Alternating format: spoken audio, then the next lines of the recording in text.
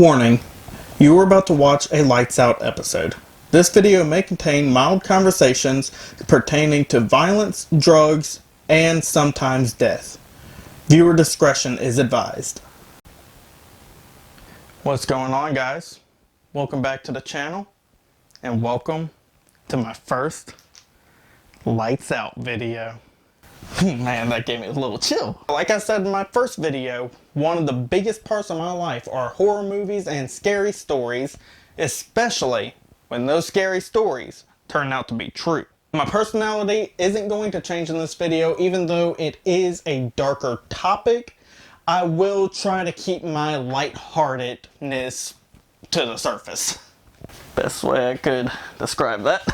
Now, Hollywood is full of movies that has its roots in history. The movies Psycho, Texas Chainsaw Massacre, and Silence of the Lamb all are based on Ed Gein. The Conjuring and Annabelle are based on famous cases by paranormal investigators Ed and Lorraine Warren. But another movie has its roots in a true haunting allegations in a small Long Island town 30 miles out of New York City. Today, I'm going over the Amityville hauntings.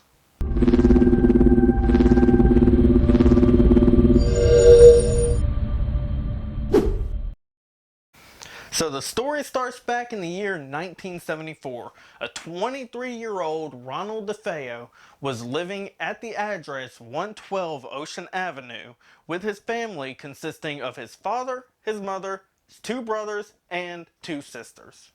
In the early hours of November 13th, 1974, approximately around 3:15 a.m., the time is mildly important, so that will come up later. DeFeo went around from family member to family member, shooting each of them with a .35 Marlin rifle. DeFeo had called the police and told them that his family had been murdered, and when they got to the crime scene, they had determined that they had died in their bed without trying to fight back or run away. Now, some people say that they slept through the whole thing, which baffles some people because how could he have killed the father but the mother not wake up? Or how could he kill his siblings without the other sibling who was sleeping in the same room not wake up? Others say that they were drugged, but when their blood works came, they came back negative.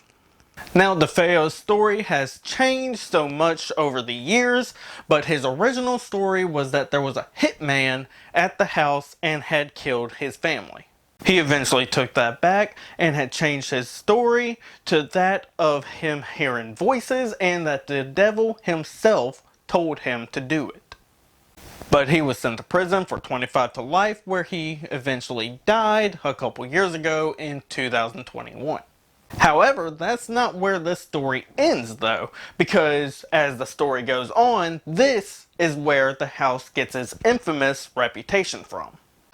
Now, 1 year later, in December of 1975, the Lutzes, consisting of Kathy Lutz, George Lutz, and Kathy's three children, Daniel, Christopher, and Melissa, had bought the house for an insanely cheap price because this was known as the murder house. Now, they knew about the murders in the house, they knew about the stories, and the fact that Ronald DeFeo had told everyone that the devil had made him do it, which is why they got a priest by the name of Ralph Pecoraro, hope I didn't butcher that name either, to come over and bless the house. While he was in the house, Father Ralph had said that he had heard a disembodied voice telling him to get out before he was hit by an unseen force. He claimed that later he had blisters form all over his hands, which he believes is also an effect from the house.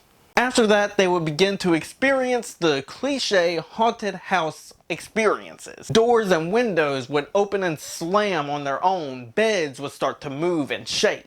Ooze would be said to start dripping from the walls, out of the carpet, and even in some cases came out of keyholes. Strange smells would come up around the house, and the house would be constantly freezing, despite the fact that the heat was going on all around the house and fireplaces everywhere were lit.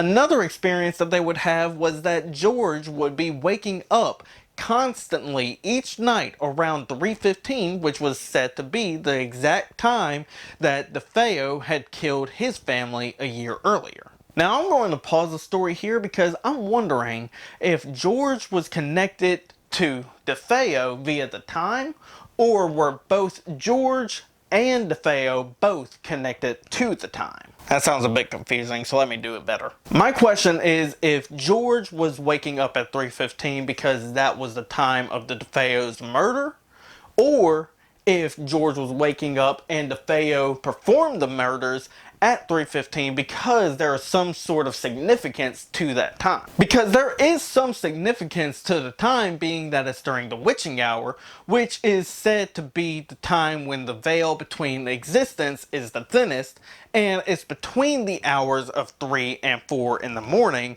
the specific time being 3:33. Maybe I'll do a full video on the witching hour. Drop down in the comments down below if you'll be interested in that. Now getting back to the allegations, Kathy's daughter was said to make a new friend when they moved in named Jody. Now unlike the movie where Jody is a terrifying little girl, the real version was said to be a pig with glowing red eyes. Which, if you ask me, sounds a little bit more scarier. And some sources say that Kathy had seen a figure with that description with glowing red eyes staring at her through her window. Now the Lutzes had only stayed in the house for 28 days before they had gotten up in the middle of the night, mid-January 1976, and fled the house for their safety and the safety of their children. Now there have been questions from every corner wondering if this story is actually true or not.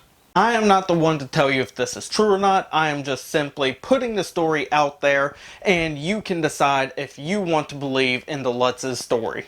I do, however, have questions that swing both ways to question the validity. First, in the year 1979, George and Kathy had taken a lie detector test to determine if they were lying or not, which they passed. None of the Lutz's children have come forward to talk about the details in length, with the exception of Christopher, who insisted that the whole thing is not all a hoax. He stated that George had actually had some dabblings with the occult while they were living in the house, and he could have just exaggerated some of the details. I don't know that I'd call it black magic, but it was a way to call up spirits. So he basically stated that the events of the house weren't a product of the house or some entity that had come along with it, but was George actually inviting them to come in. He did state that he had some paranormal happenings in the house, which came with a shadowy form of a man that had rushed towards him. His brother Daniel did say that he still has nightmares about the house and that the house ruined his life, but that's pretty much all he had to say. Their sister Melissa has not come publicly about any of the events that happened to her.